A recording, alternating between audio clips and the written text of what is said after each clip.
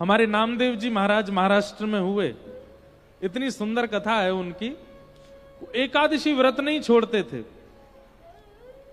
और उनका नियम ऐसा था कि वो खुद तो एकादशी करते थे, घूम घूम के देखते और थे कौन अन्न खा रहा है। अगर उनको कोई अन्न खाता हुआ दिख जाता था तो उसके हाथ पांव पकड़ लेते थे, हाथ जोड़ते, सौगंध दे देते, अन्न नहीं खाओगे।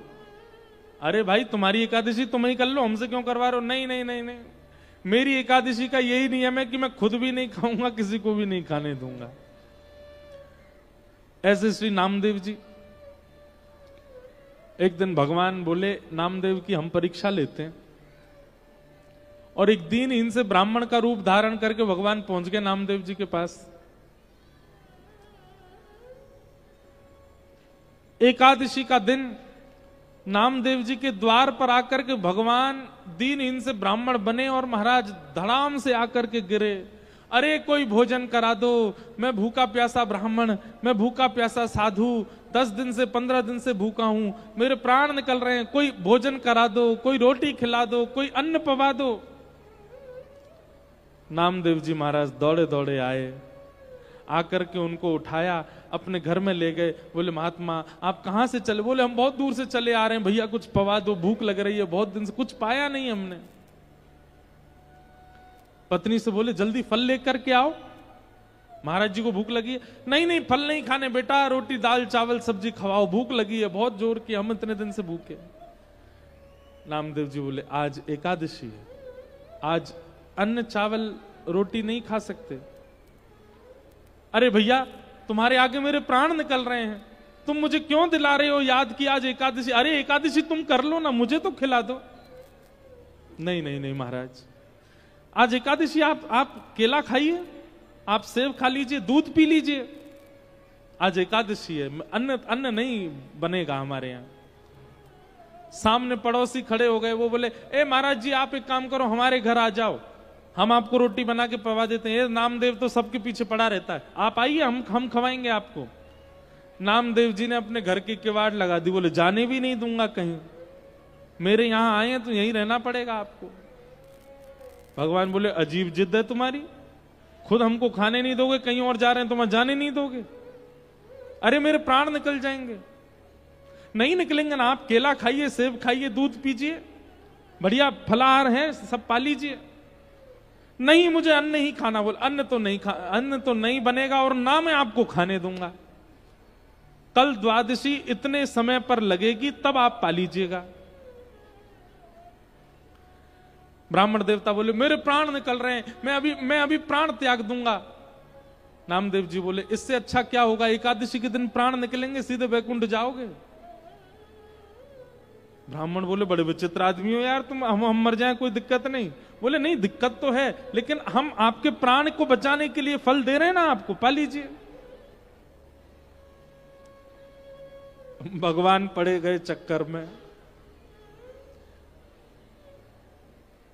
थोड़ी देर तो ठाकुर जी रोए, थोड़ी देर जो बहाना किया, लेकिन थोड़ी देर बाद भगवान ने कहा अब इसकी अग्नि परीक्षा लूं।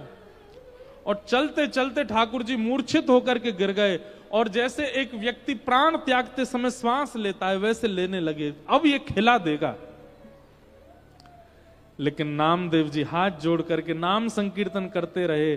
अपनी पत्नी से कहा देवी तुम भी करो। जय हो महाराज जी।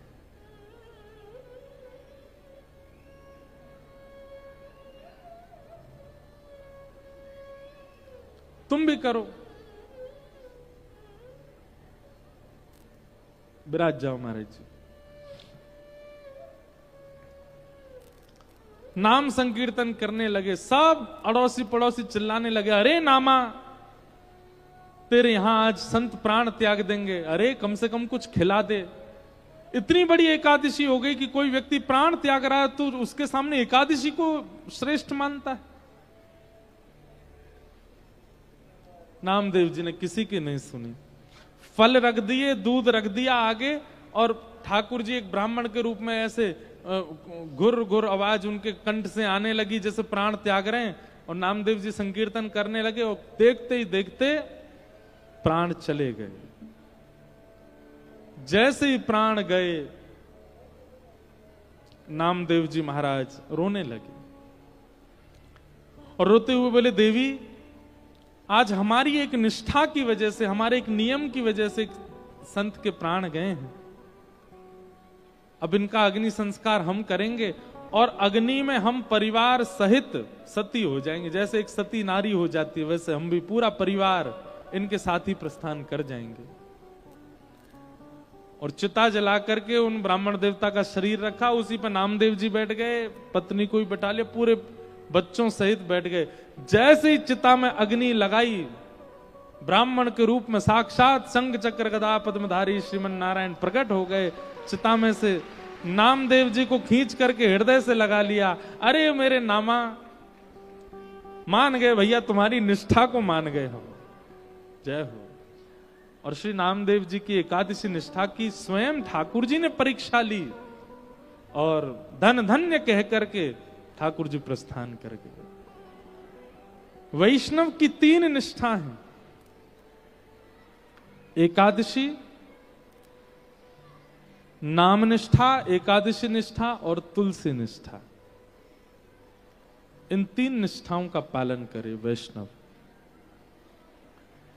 एकादशी व्रत का महत्व बताया गया।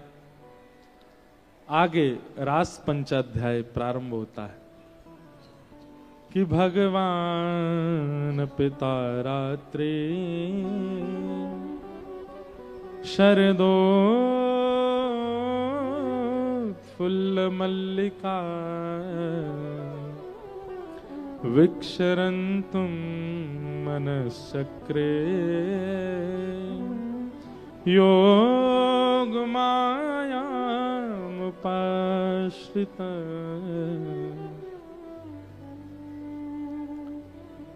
भगवान पिता रात्रि, रास, मैं कहा करता हूं रस और रास ये 2 शब्द हैं। हमारी भक्ति का प्रारंभ होता है रस से और हमारी भक्ति का गंतव्य होता है रास। सब लोग इधर देखिए, सावधानी से सुनिएगा। आपने तिलक लगाना शुरू किया, कंठी पहननी शुरू की, नाम जप करना शुरू किया, कथा सुनना शुरू किया, वृंदावन जाना प्रारंभ किया, ये रस है। ये प्रारंभिक स्थिति, इसी को रस कहते हैं। आप नित्य अपने ठाकुर जी की सेवा करते हो, गुरुदेव को प्रणाम करते हो, प्रवचन सुनते हो, तिलक लगाते हो, एकादशी करते हो, नाम जप करते हो, ये सब रस है। मतलब आप प्रयास कर रहे हो ठाकुर जी की प्राप्ति का, ये रस है। लेकिन ठाकुर जी प्रयास करें आपकी प्राप्ति का, वो रास है, वो रास है।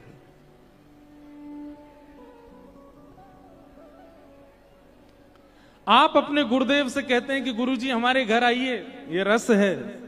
लेकिन किसी दिन अचानक गुरुजी आ ही जाएं बिना बताए, घर के दरवाजे की बेल डोर बजी और सामने गुरुदेव खड़े हैं, ये रास है। जहां आप प्रयास करते हैं अपने प्रियतम की प्राप्ति का, वो रस है। पर आपका प्रियतम सहज होकर के स्वयं आ जाता है आपके सन्मुख, वो रास है।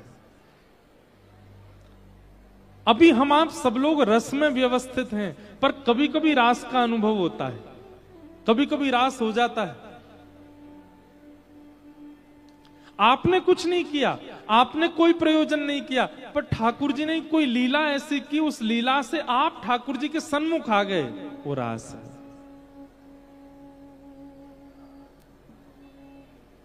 अगर आपको रास का अनुभव नहीं होता है, हमारी बात पता नहीं आप लोग समझें कि नहीं कि रास कहते किसको है। रास का अनुभव अगर आपको नहीं हुआ है तो इसका मतलब आप रस में कोई कमी कर रहे हो।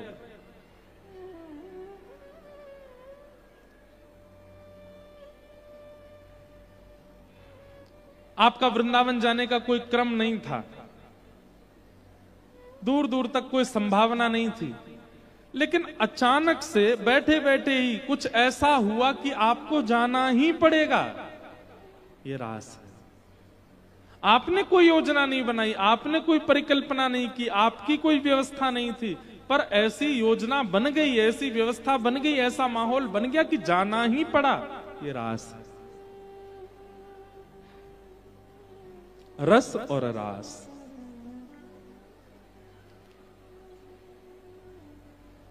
ये दो बातें। तो रस से प्रारंभ होता है, रास तक की स्थिति को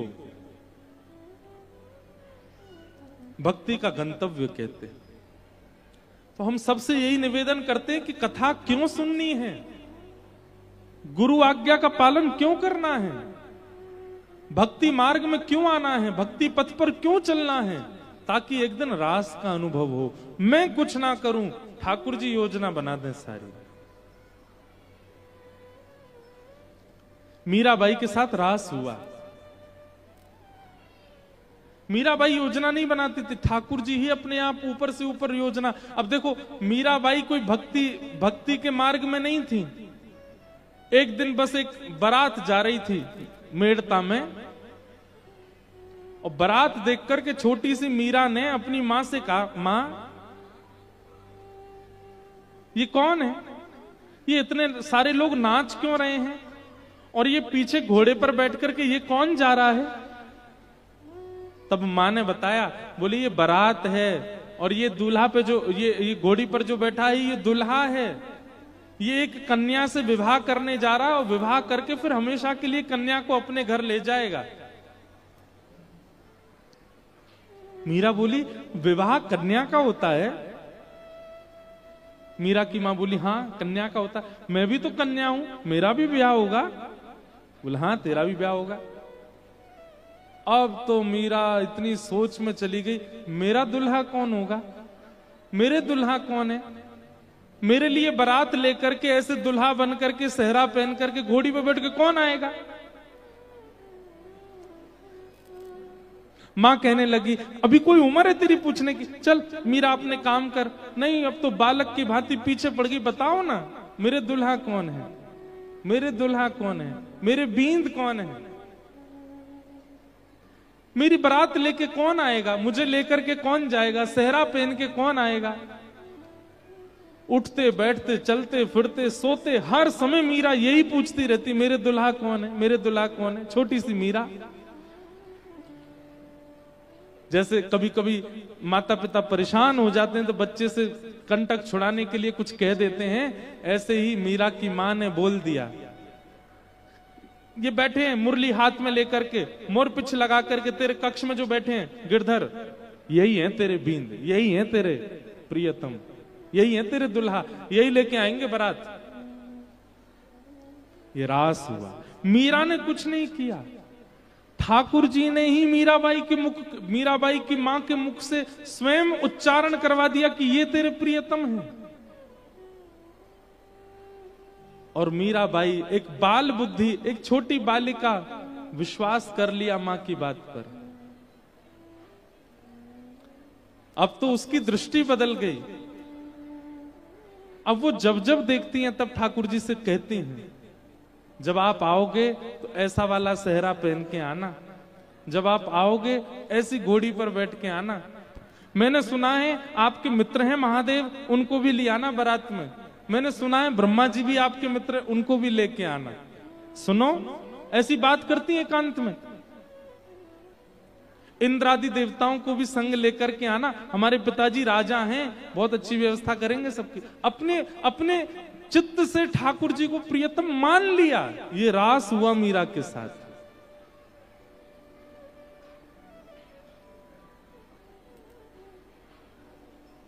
मीरा ने संबंध नहीं बनाया, ठाकुर जी ने बनाया। हम लोग रस में स्थित हैं,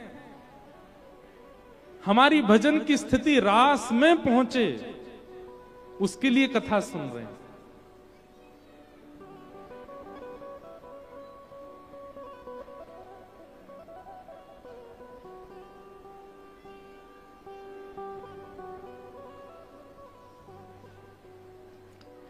कितने भक्तों के साथ रास किया ठाकुर जी ने। रास का मतलब नृत्य नहीं होता। हमारे दक्षिण में